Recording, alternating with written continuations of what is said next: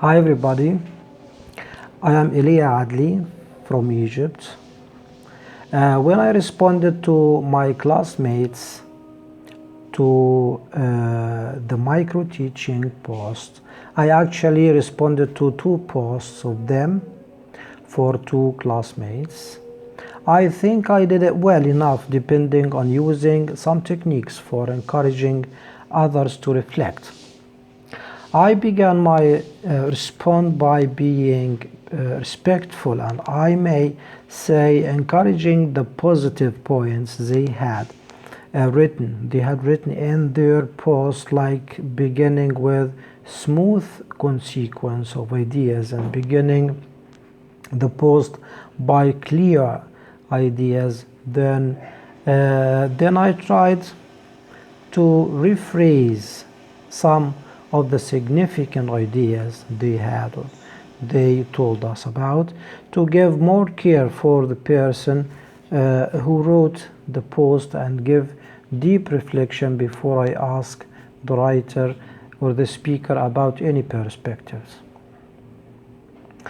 Actually, I've used many techniques encouraging reflective practice, like asking questions the other person hasn't thought of, getting the other person to think of the future, and giving my own perspective, which I give this perspective of mine from my experience, which may enrich the other person's insight.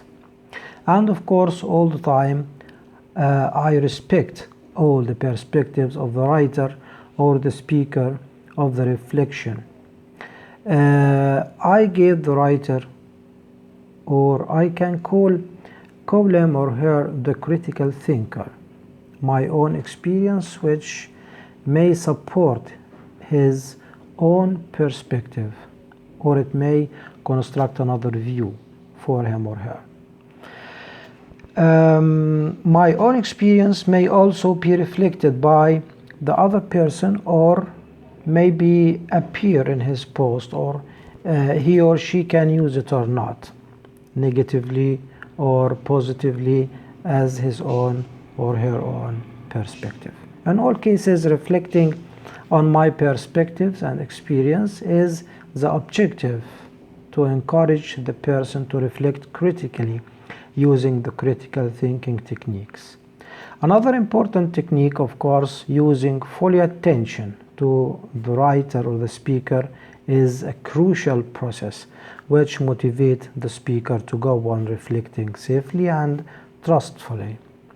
Not less important comes the emotional side. Of course, we must, as readers or listeners, recognize the emotional side to the writer or the speaker, to feel emotional support for them that relieve him or her to go on reflective or reflecting. Going to the question of what connections can you see between being able to encourage others to reflect and critical thinking and the relation with active listening. I think there is an integrated relationship between them, because to be able to encourage others to reflect, we need to be active listener, and to be active listener, we need to think critically, and to be critical thinker, we need to follow the techniques of active listening, of course. I'm now going to the question of how could you apply this to your own teaching. I can apply this in my teaching when I need to reflect on my own students. I need to fully listen to their perspective and their own reflections on everything happening inside the classroom.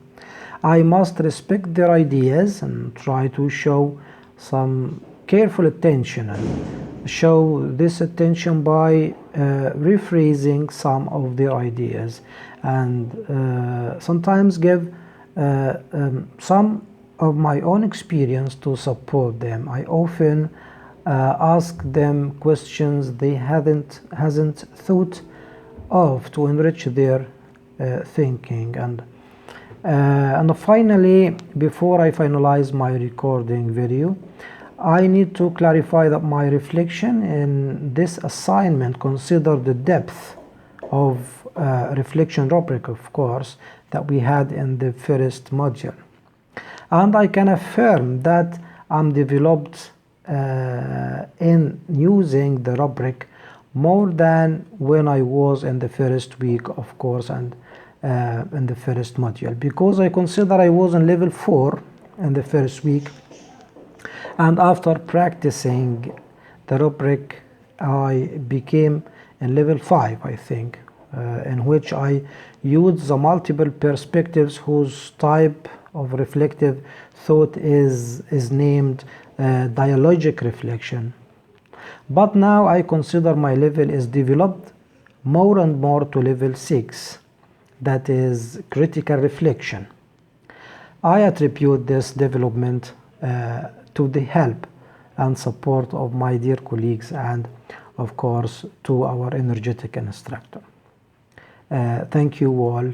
I am Elia Adli from Luxor. Bye bye.